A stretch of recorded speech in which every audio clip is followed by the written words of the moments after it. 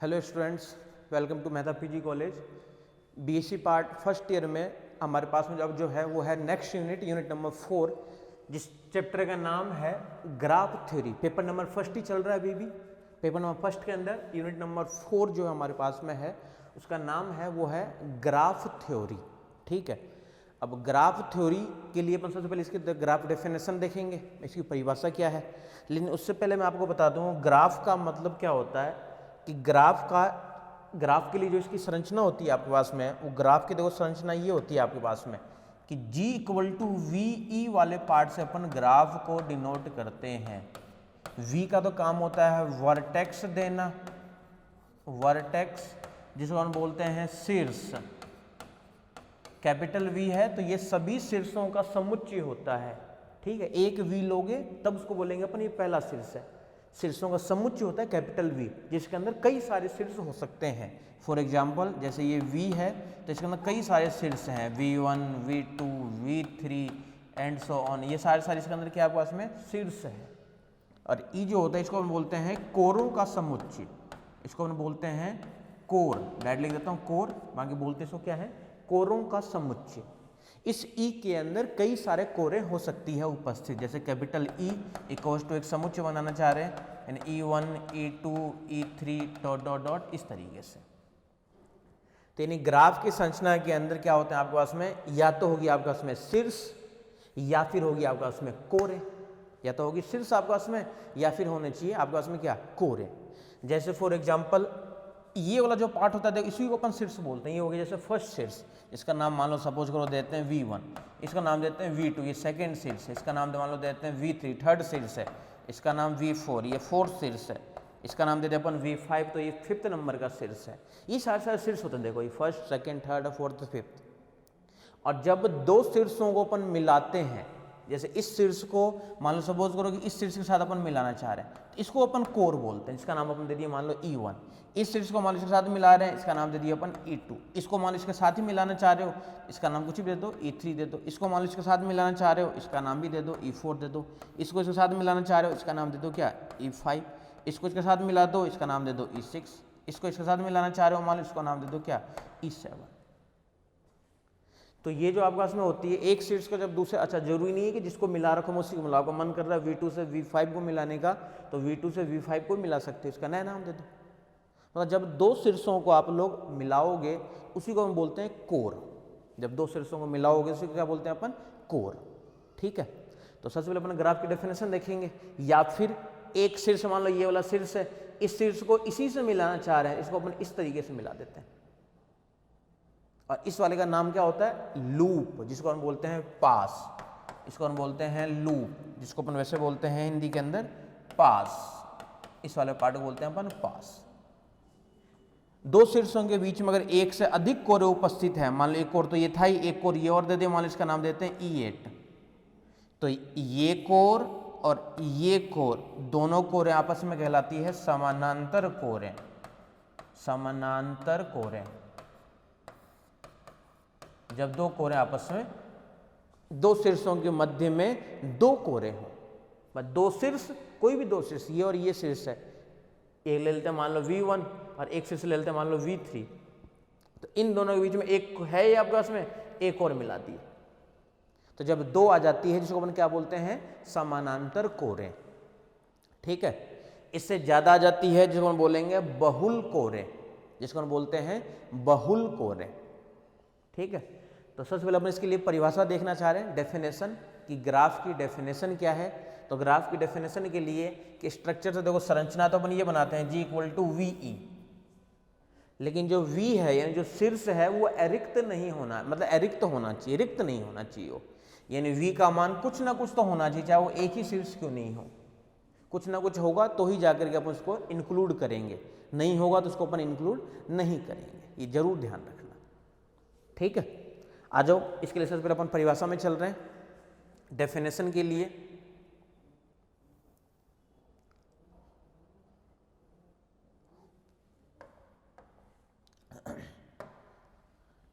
Graph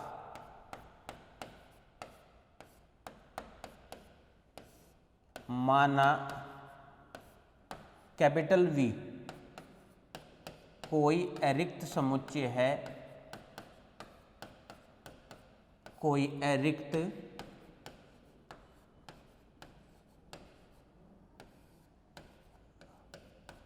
समुच्चय है। पहली बात तो अरिक्त तो होना ही चाहिए आपके पास में।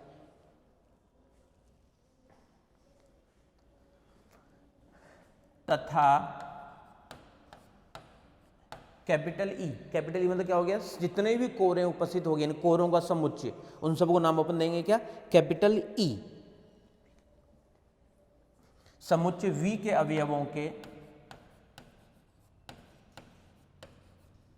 समुच्चय कैपिटल वी के अवयवों के, समुच्चय वी के अवयवों के अक्रमित युग्मों का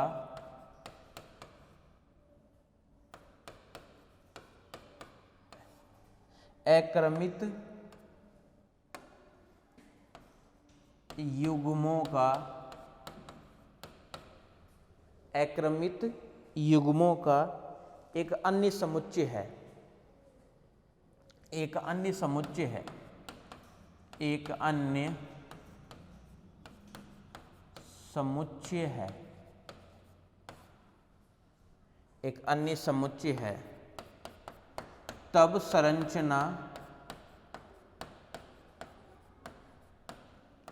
तब संरचना G इक्वल्स टू VE, तब संरचना G इक्वल्स टू VE एक ग्राफ कहलाता है, एक ग्राफ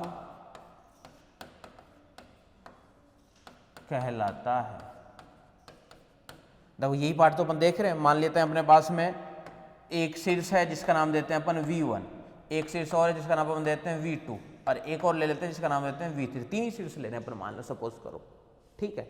इन तीनों शीर्षों को एक कोर से मिला रहे हैं, मान लो ये कोर मिला रहे हैं जिसका नाम अपन देते हैं E1, ये कोर मान लो मिला रहे हैं जिसका नाम दे रहे हैं अपन E2, इसको मिला रहे हैं जिसका नाम अपन मान लो दे देते हैं E3। तो ये जो ग्राफ की जो संरचना है G इक्वल टू VE, यानी कम से कम उसके अंदर क्या होना चाहिए, देखो लिखा हुआ है V कोई अरिक्त समुच्चय है, V मतलब कैपिटल V, यानी जितने भी अनेक शीर्ष होंगे, जितने भी जो V1 V2 V3 जितने भी अन्य शीर्ष हैं, ठीक है, उसमें तो कोई ना कोई शीर्ष तो होना ही चाहिए, अरिक्त तो होना चाहिए। वो रिक्त अगर खाली हो जाएगा तो ग्राफ ही नहीं बनेगा, ठीक है। तो ग्राफ बनने के लिए आपके पास में ये सारी चीजें तो आपके पास में उपस्थित होनी ही चाहिए। अब इस वाले पार्ट को इन, अब देखो एकांतर अपन देखो ये तो लिख रखे हैं, तथा ई समुच्चय V के अवयवों का अक्रमित युग्मों, मतलब क्रमित युग्म इसलिए नहीं कह सकते अपन, इसका नाम मान लो E1 दे रहे हो, मान लो मन कर रहा है E1 नहीं नाम देने का, E4 नाम देने का, तो E4 नाम दे दो, तो उससे कोई फर्क नहीं पड़ता, नाम कुछ भी दे सकते हो आप लोग। E4 दे दिए नाम, मान लो इसका नाम E2 की जगह मान लो E8 नाम देना है, इसका नाम E8 दे दो, तो इससे कोई फर्क नहीं पड़ता है, ठीक है। तो नाम इनका कुछ भी दे सकते हो, वो क्या होना चाहिए आपस में, तो उसी के लिए तो लिखा हुआ है अक्रमित युग्म, देखो यहाँ पे लिखा हुआ है का एक अन्य समुच्चय है, तब संरचना G इक्वल टू VE, तब ये जो संरचना आपके पास में है G इक्वल टू VE, यही एक क्या है आपके पास में ग्राफ है। यानी इस पूरे एक्सरसाइज के अंदर सिर्फ और सिर्फ इसी से रिलेटेड अपन जो भी करेंगे, ये ग्राफ से रिलेटेड, तो ग्राफ को अपन इस तरीके से परिभाषित करते हैं जिसके अंदर कुछ तो होनी चाहिए आपके पास में समुच्चयों, समुच्चय मतलब V समुच्चय शीर्षों का समुच्चय, और कुछ होना चाहिए उसमें किसके लिए, कोरों का समुच्चय। अगर दोनों उपस्थित होंगे तो ही, अच्छा कोर होना कोई जरूरी नहीं है, ये आगे जाकर यही पढ़ोगे आप लोग। अगर मान लो एक शीर्ष है ना, तो उसको भी अपन ग्राफ नाम देंगे, इस शीर्ष का नाम अपन देते हैं, मान लेते हैं कि V1 है, तो भी क्या इसको नाम देंगे अपन, ग्राफ ही नाम देंगे, तो भी इसको अपन नाम देंगे ग्राफ ही नाम देंगे, ठीक है। आ जाओ, इसके लिए क्या है कि बताया था आपको, देखो जैसे V1 को जो आपस में मिलाते हैं, या V1 V3 देखो E3 था, एक और अपन देते हैं, तो इन सब के देखो अलग अलग डेफिनेशन आ जाएगी। जैसे V1 इसको मिला रहे हैं अपन, इसका नाम अपन दे देंगे लूप, इसको अपन क्या बोलेंगे, लूप या पास, लूप, या इसको फिर अपन बोलेंगे पास। इसकी डेफिनेशन क्या हो जाएगी कि जिसका प्रारंभिक शीर्ष और अंतिम शीर्ष एक ही हो, ये सारे शीर्ष तो है, जिसका प्रारंभिक तथा अंतिम शीर्ष एक ही हो, क्या कहलाता है, पास। यदि दो शीर्षों के मध्य दो कोरें उपस्थित हो तो दोनों कोरे आपस में समानांतर कोरे कहलाती है। ये दोनों कोरों कहेंगे, इस कोर को और इस कोर को, इन दोनों कहेंगे अपन क्या कि दोनों कोरे क्या है, एक दूसरे के समानांतर कोरे हैं। ठीक है, अब समानांतर कोरे होने के लिए ये जरूरी नहीं है कि इसी तरीके से हो समानांतर कोरे, कैसे भी हो तो भी अपन इसको क्या दिखाएंगे, समानांतर कोरे ही है। तो कुछ अन्य डेफिनेशन भी है, उसको भी अपन साथ में लिख लेते हैं। ठीक है, तो उसी वाले पार्ट में से हमारे पास में जो फर्स्ट डेफिनेशन है वो है, या इससे पहले एक क्वेश्चन ले लेते हैं और इसी से रिलेटेड, ग्राफ से रिलेटेड क्वेश्चन क्या है हमारे पास में, माना एक क्वेश्चन ले लेते हैं पहले इन्हीं से रिलेटेड, माना v equal to A B C D, v equal to A B C D कोई शीर्षों का समुच्चय है, शीर्षों का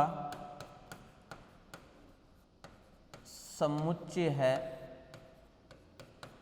तथा, ये तो आपस में क्या दिया हुआ है, शीर्षों का समुच्चय, तथा capital E equal to E1 E2 E3 E4 E5 तथा कैपिटल E दिया हुआ E1 E2 E3 E4 E5 E5 कोरों का समुच्चय है, तथा E बराबर ये कोरों का समुच्चय है, कोरों का समुच्चय है, कोरों का समुच्चय है, ये भी दिया हुआ है, जहां E1 बराबर तो है AB, जहां E1 बराबर तो है AB, E1 इक्वल टू है A B, E2 जो है वो है BC, E2 इक्वल टू ये आपके पास में है BC, E3 जो है आपके पास में वो है AC और E4 जो है आपके पास में E4 वो है BD और E5 जो है आपके पास में ये है, ये सब दिया हुआ क्वेश्चन में ही, CD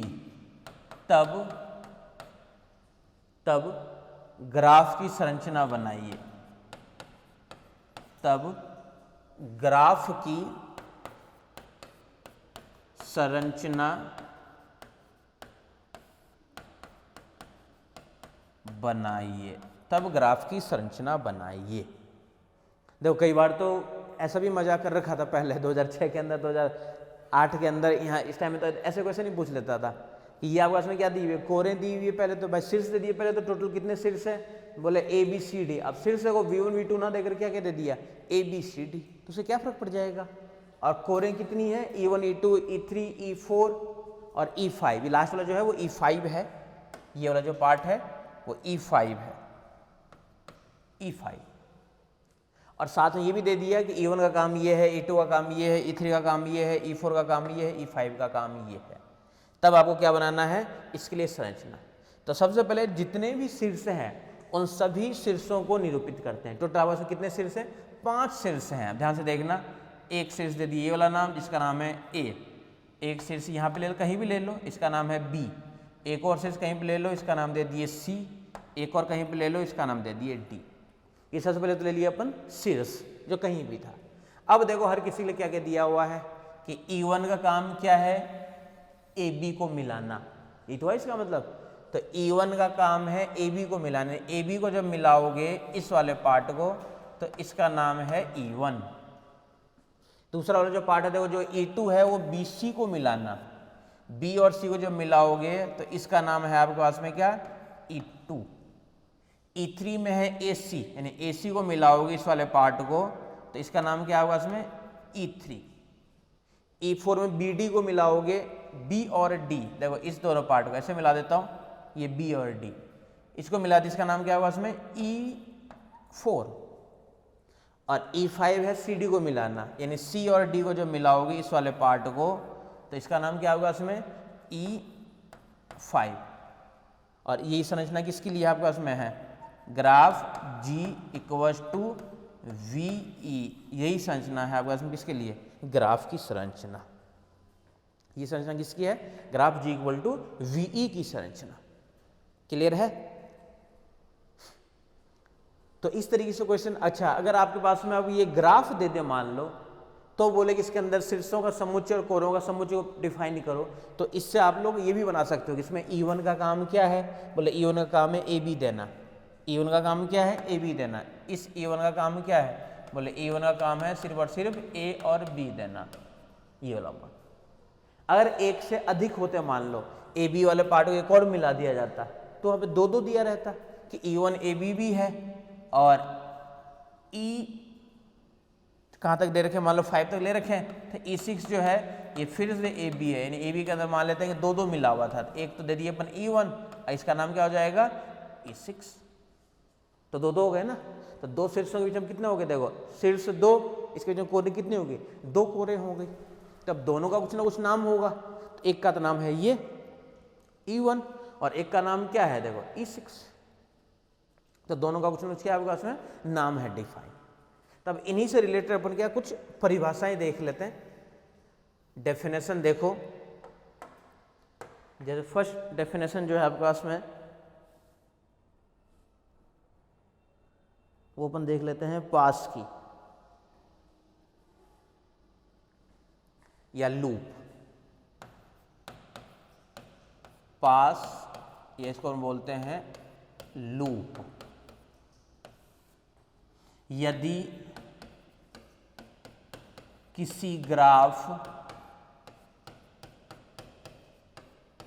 G equals to VE, G equals to VE में, यदि किसी graph G equals to VE में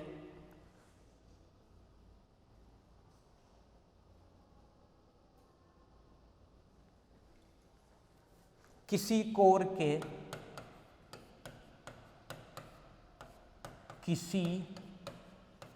कोर के प्रारंभिक तथा अंतिम शीर्ष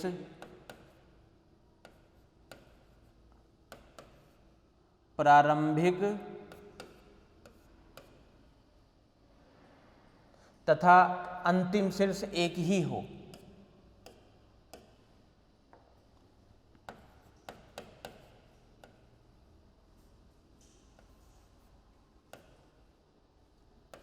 प्रारंभिक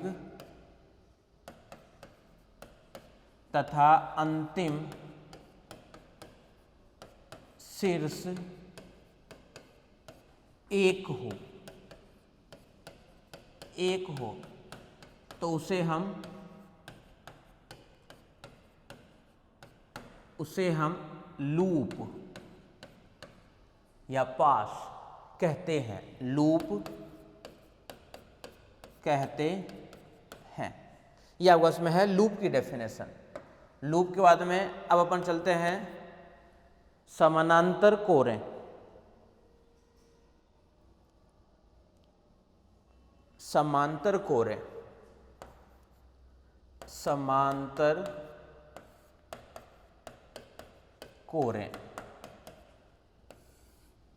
यदि किसी ग्राफ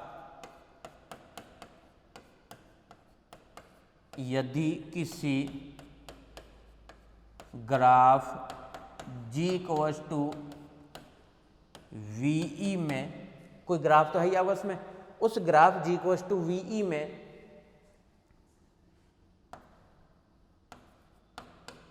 दो शीर्षों के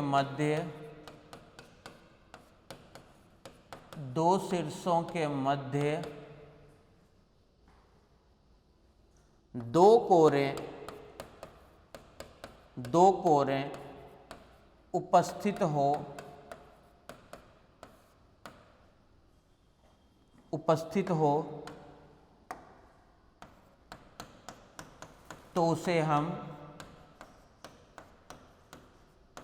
तो तो उसे हम समांतर कोरे कहते हैं, तो उसे हम समांतर कोरे कहते हैं। इन समांतर कोरे होने के लिए दो शीर्षों के मध्य दो कोरे उपस्थित होनी चाहिए, तो ही कहोगे आप लोग कि समानांतर कोरे हैं। जैसे इन दोनों को अपन मान लो डिफाइन करें, अगर मान लो तो डिफाइन के लिए देखो एक ले लेता हूँ V1 शीर्ष और एक और ले लेता हूँ V2 शीर्ष, और इसको आपस में ऐसे मिला दूं, इसका नाम है E1 और E2। तो इसको अपन कहेंगे कि यहाँ हेयर E1 तथा E2 कोरे समांतर कोरे हैं, समांतर कोरे हैं। E1 और E2 को अपन कहेंगे समांतर कोरे, ध्यान रखना। कभी भी शीर्ष को अपन समानांतर कोरे या समानांतर शीर्ष नहीं कह सकते हैं, सिर्फ और सिर्फ अपन बात कर रहे हैं कोरों के बारे में।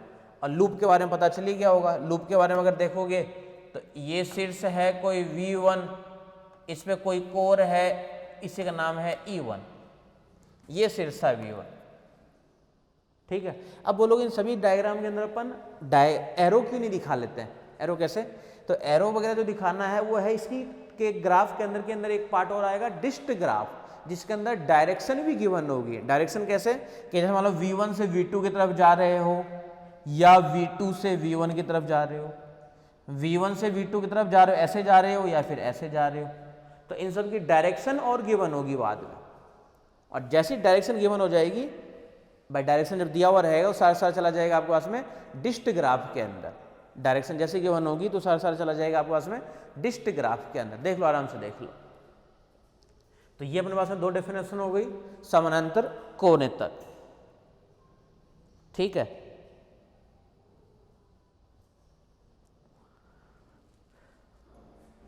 नेक्स्ट पे चलते हैं अपन अब सरल ग्राफ। सरल ग्राफ, यदि किसी ग्राफ में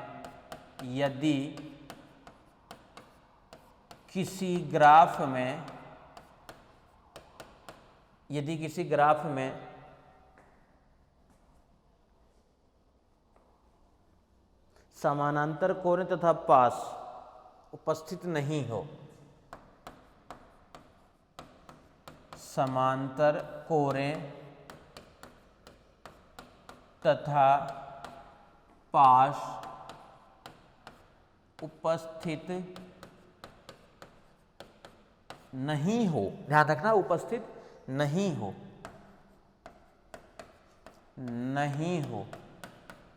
तो उसे हम सरल ग्राफ कहते हैं।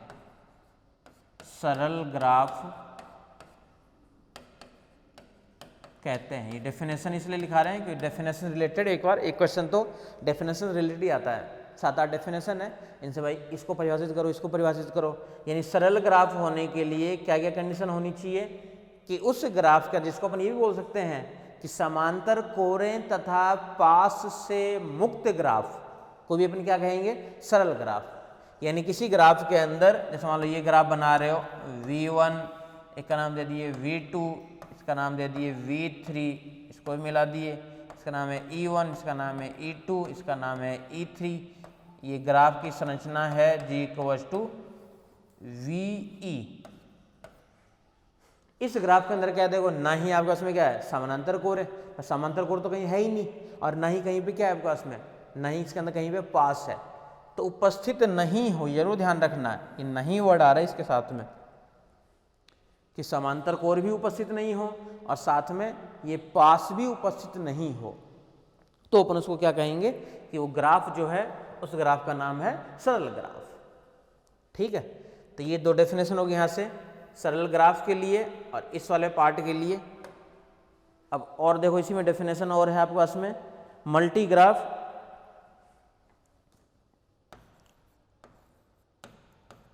मल्टी ग्राफ, मल्टी ग्राफ, यदि किसी ग्राफ में समानांतर कोरे विद्यमान है, बस यदि किसी ग्राफ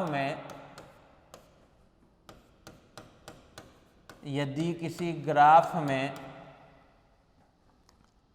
समांतर कोरें विद्यमान है, समांतर कोरें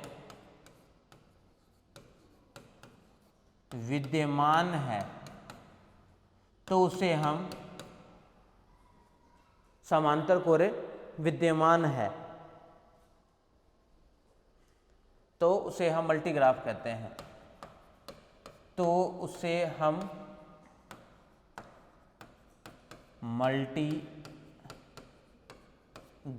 कहते हैं। यानी मल्टीग्राफ होने के लिए इसमें देखो लूप के बारे में डिस्कशन नहीं किया गया है। लूप वाला जो पार्ट होता है उसको अपन बोलते हैं छद्म ग्राफ में भी एक और अपन डेफिनेशन देखेंगे जिसका नाम होता है छद्म ग्राफ। ठीक है, लेकिन अभी अपन बात कर रहे हैं मल्टीग्राफ के अंदर। यानी इस ग्राफ के अंदर सिर्फ और सिर्फ आपको ये देखना है कि उस ग्राफ के अंदर समानांतर कोरें विद्यमान होनी चाहिए। अगर समानांतर कोरें विद्यमान है तो उसे अपन कहेंगे मल्टीग्राफ, समानांतर कोरें विद्यमान नहीं है तो उसे अपन मल्टीग्राफ नहीं कहेंगे। फॉर एग्जाम्पल कि जैसे मान लो अपन ले लेते हैं इस शीर्ष का नाम है V1, एक शीर्ष का नाम है V2, इसका नाम है E1, एक और मिला हुआ है इसका नाम है E2, इसका नाम ले लेते हैं अपन V3, इसको इस वाले पार्ट से मिला देते हैं, इसका नाम देते हैं अपन E3, इसका नाम देते हैं E4, एक और मिला देते हैं इसका नाम देते हैं E5। इसमें विद्यमान नहीं करते हैं। ये पूरी संरचना किसके लिए है आपके पास में स्ट्रक्चर? ये स्ट्रक्चर है G=VE के लिए। और इस वाले ग्राफ के अंदर ध्यान से देखना, सिर्फ और सिर्फ देखो समानांतर कोरें विद्यमान है। कितनी बार विद्यमान है ये भी देखो डिस्कशन नहीं किया गया है कि सभी शीर्ष पे होना चाहिए या कोई भी शीर्ष नहीं बचना चाहिए या लूप होगा या लूप नहीं होगा, ये सब कुछ भी डिस्कशन नहीं किया गया है। ये सिर्फ और सिर्फ डेफिनेशन ये बताता है कि अगर किसी ग्राफ में समानांतर कोरें विद्यमान है तब तो उसे अपन कहेंगे सरल मल्टीग्राफ, और अगर विद्यमान नहीं है तो उसको अपन मल्टीग्राफ नहीं कहेंगे। तो ये डेफिनेशन आपके पास में किसके लिए है? मल्टीग्राफ की डेफिनेशन। क्लियर है? आ जाओ नेक्स्ट वाले पार्ट के अंदर आ जाओ।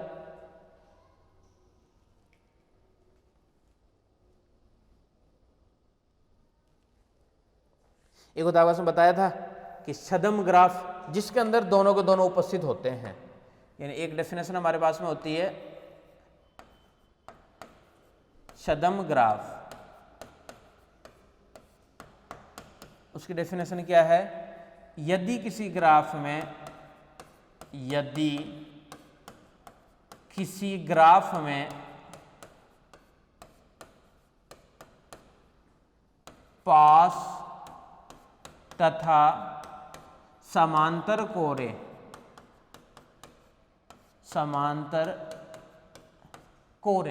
विद्यमान है, समांतर कोरें विद्यमान है तो उसे हम छद्म ग्राफ कहते हैं। छद्म ग्राफ कहते हैं। या छद्म ग्राफ होने के लिए अब इसके अंदर देखो छद्म ग्राफ के अंदर देखो दोनों चीज डिफाइन कर दिया। देखो स्पेशली इसके अंदर दे दिया कि उस ग्राफ के अंदर क्या क्या विद्यमान होना चाहिए? समानांतर कोरें भी विद्यमान हो और साथ में उसके अंदर लूप भी उपस्थित हो, दोनों ही उपस्थित होना चाहिए तो ही कहोगे आप इसके डेफिनेशन के अनुसार। जैसे मान लो एक शीर्ष ले लिए V1, एक शीर्ष ले लिया अपन V2 और एक और ले लेते हैं V3, इसका नाम है E1, इसको इससे मिला देते हैं जिसका नाम देते हैं अपन E2, V2 V3 इसको और मिला देते हैं, V2 V3 का नाम है E3, इसका नाम देते हैं अपन E4 और इस वाले को और मिला देते हैं। यहाँ पे कुछ नहीं बना रहे हैं अपन, इसका मन कर रहा है यहाँ पे एक और बना दी लो, चलो E4, इसका नाम देते हैं अपन E5, इसका नाम देते हैं अपन E6। ये जो ग्राफ की जो संरचना है, इस ग्राफ के अंदर क्या क्या है ध्यान से देखना। समानांतर कोरें भी देखो विद्यमान है और फिर साथ में लूप भी उपस्थित है, दोनों को दोनों पार्ट इसके अंदर विद्यमान है। लूप तो है ही और साथ में क्या है? समांतर कोरें भी क्या होगा इसमें विद्यमान है। देख लो आराम से देख लो।